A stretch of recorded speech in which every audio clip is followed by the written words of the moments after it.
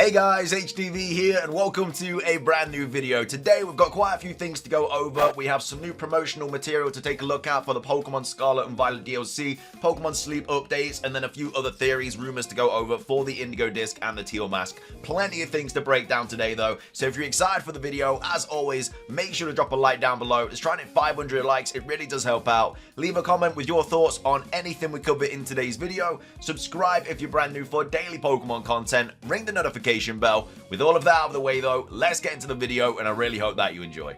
So, starting things off, let's go over the new promotional material. We have been given a new DLC banner. It's out in Japan. They've been updating these quite frequently, really, and again, hopefully it means that there's some news on the way, but this is obviously the latest one. We've got the new characters as well that we were introduced to in the latest DLC trailer, the owner of the Blueberry Academy, and then also Lacey. I mean, we already knew that Lacey was a person, we just didn't know anything about her really from the artwork of the Indigo Disc. But yeah, it's exactly what the others are as well, where it just shows like the download card stickers, just shows Hidden Treasure of Area Zero, Pokemon Scarlet and Violet, and then a couple of characters on the side. Again, it doesn't really mean a lot. Again, they're just kind of updating the promotional stuff. That hopefully that means we're going to get news soon, but I think it's quite unlikely simply because we know that the Mewtwo raids are coming, but again, that would hopefully have been put in a Pokemon Presents, but we was expecting Pokemon Sleep to also be dropped in that. But Pokemon Sleep getting an announcement and the trailer and stuff without a Pokemon Presents kind of hinders the chance of it happening now, because the only thing that we really need to know now about Pokemon Sleep is the release date. We know it's the end of July, and again, there could still be a Pokemon Presents where they drop the release date in that with also the release date of the Teal Mask and the Indigo Disc and stuff, and again, it could really happen any day. Of course, August is around the corner with Worlds, so we're expecting some news for the DLC in that, so maybe they'll just stretch it out to that, because we know that the DLC is not coming out until after August, like it's going to be September at the earliest. So yeah, they could definitely drop the release date at Worlds. But again, hopefully it's in a Pokemon Presents and we'll actually get some more information about the DLC. But either way, that's the latest like promotional material and stuff like that for the Pokemon Scarlet and Violet DLC. You'll probably be seeing a lot more of this as we get closer and closer to August, or closer and closer to the next trailer. But either way, that's the first thing I wanted to go over. Next up, we have some Pokemon Sleep updates all about shiny Pokemon. Now, of course, it was confirmed recently that shiny Pokemon are going to be in Pokemon Sleep. And it seems that they are relatively easy to find as well. We have PokeExperto here tweeting out saying some players have already gotten a shiny Pokemon on their first night of Pokemon Sleep. So again, we don't know what the odds are. It's not like you can transfer them to Pokemon Home or anything like that. They're going to stay in Pokemon Sleep. Also, as well as that, I think you lose all your stuff in the beta. I'm not 100% sure, but out of all the people that have been playing it, you know, shiny Pokemon are kind of like popping up a little bit. So this is just kind of an image of what it looks like. So you've got level 1 Charmander. You can obviously change the nickname of the Pokemon. We have ingredients there. It's fire, it's male, 99% happy, I guess. RP is 407, 54 XP to go, so you can level up Pokemon and stuff in this.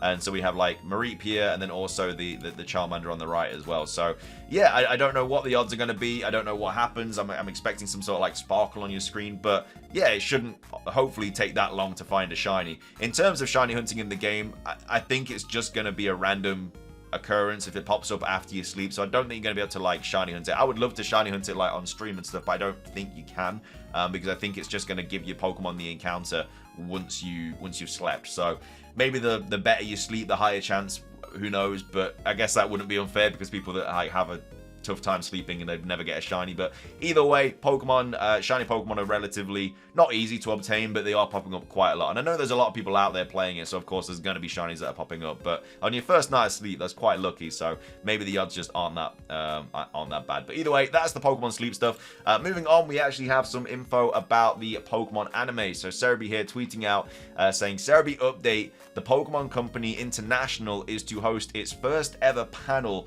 at Comic-Con International in San Diego on the 20th of July, so 8 days away from the time I'm recording this, dealing with the process of localizing the Pokemon anime, and includes the first sneak peek at Pokemon Horizons. So hopefully they like show a little bit about the baby Terrapagos. I don't think they drop information about it regarding its name and its typing and everything like that. I think that'll just be for like the next DLC trailer. It's most likely just going to go over, as I say, the localization and stuff like that. So I wouldn't expect anything crazy in this. If you're a fan of the Pokemon anime and you like to see the process and stuff that goes into it, then fair play, this will be obviously straight up your street. But, you know, in regards to like maybe information about the baby Terrapagos and stuff, I don't think we're going to be getting anything like that. They might show images of it that we've already seen, but apart from that, I don't think we'd get any actual new information about it. So that's that. Moving on, we also have a new Pokemon Go 7th anniversary kind of image artwork. And it actually showcases the Generation 9 starters coming to Pokemon Go. So obviously this was tweeted out by Lutu, saying new Pokemon Go art featuring Gen 9 Pokemon for the 7th anniversary. So obviously we already have Roaming Form Gimmighoul in. It's not like we haven't got Generation 9 Pokemon already in the game. But I mean, I don't play Pokemon Go, so I don't know how up to date they are with the generations. I don't know if you know, Gen 8 starters are in, for example. I can't remember seeing any Gen 8 Pokemon in like any images or anything like that for Scorbunny, Grookey, and Sobble, but it seems that the Generation 9 starters are coming into Pokemon Go. So whether they come in first or not, I have no idea. But yeah, this is kind of a lot of things coming to Pokemon Go, I assume, this year. There were actually quite a few leaks about Pokemon Go recently, and I do remember covering that and remember talking about the Generation 9 starters, as well as a few other Generation 9 Pokemon as well. So they'll probably just get like dropped in waves and stuff. But either way, if you're a fan of Pokemon Go, it looks like you're going to be able to get the Generation 9 starters from Paldea in the game very, very soon. Finishing things off, I wanted to go over this as well. This was a post by Soul Silver, originally a post on 4chan talking about Lacey and the connection to Terapagos. So the original poster basically is kind of like connecting these two things, then also the tale of Urashima Taro. But either way, OP had a big brain moment with this. I'm not seeing that Lacey is Terapagos. I don't think she's going to be Terapagos at all. I think that's quite far-fetched, but she could represent how in the tale of Urashima, Taro the turtle first brings Urashima to the Dragon King's place, and then in some stories transforms into the princess of Ottoheim. In the same way, it seems that Lacey will be the first person to introduce us and show us around the Blueberry Academy and the terrarium. I mean, we know this for a fact because in the trailer, it does show that as soon as we kind of like step into Blueberry Academy or into the DLC, she does want to battle us, which again shows that she's probably going to be quite a main character, or maybe like the 4 characters that we've seen, we do have to battle them in each part of the terrarium. Maybe she's just the first one that we have to battle, but because she introduces us and stuff, it does seem like she's going to have a little bit of a bigger role to play, because the character that introduces you usually has a big role. So yeah, plus these barrettes with the gems she has almost surely have a Terapagos theme to them, a good catch. So yeah, this is, as you can see, the same kind of crystals and stuff as Terapagos on its face, which is fair enough. But the reason I don't think she's going to have a massive, like, also a massive connection to Terapagos is simply because of Riddler's tweet that he posted not long ago saying one of them grasped the key of the law and it's not Lacey. So, you know, maybe she does have some sort of connection to Terapagos. Maybe she goes with you on, like, a quest or something, or an assignment to the hidden treasure of Area Zero to try and find Terapagos and stuff.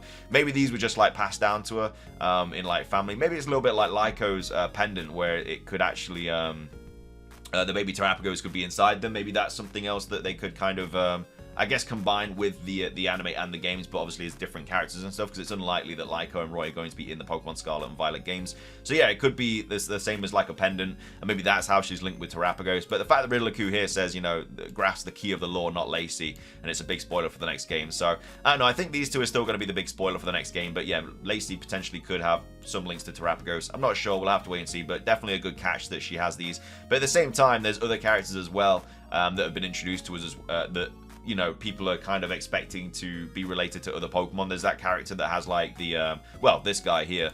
This guy has like the Honedge kind of scarf around him, and so people think it's going to be like a regional form of Honedge or something like that, which I don't think is going to be the case. We had the same thing with the Dustox in the previous generation, and obviously we didn't get any regional form of Dustox. So yeah, there's obviously connections you can make and stuff, but you know, I just thought it was quite interesting that obviously she does seemingly have some sort of like iconic features that relate it to Terapagos. But either way, Riddler says it's not her, but I still think she's gonna have like maybe some small link or something like that. I don't know, a bit weird that they put that on a design and her not have a link. But anyway, that's going to be everything that I wanted to cover for today's video. If you guys enjoyed, please do consider hitting the like button down below. Let's try and hit 500 likes. It does really help out. Leave a comment. When are you expecting to see some new DLC information in the form of a trailer or a Pokemon Presents? What are your thoughts on Pokemon Sleep? You're going to be downloading it. Apparently it like drains your battery as well, which is also quite unfortunate. But either way, I'll try it out and see what happens. And also, do you think that Lacey is going to have like any kind of prominent role in this DLC, or do you think she's just going to like introduce us and stuff? Let me know your thoughts on all of that.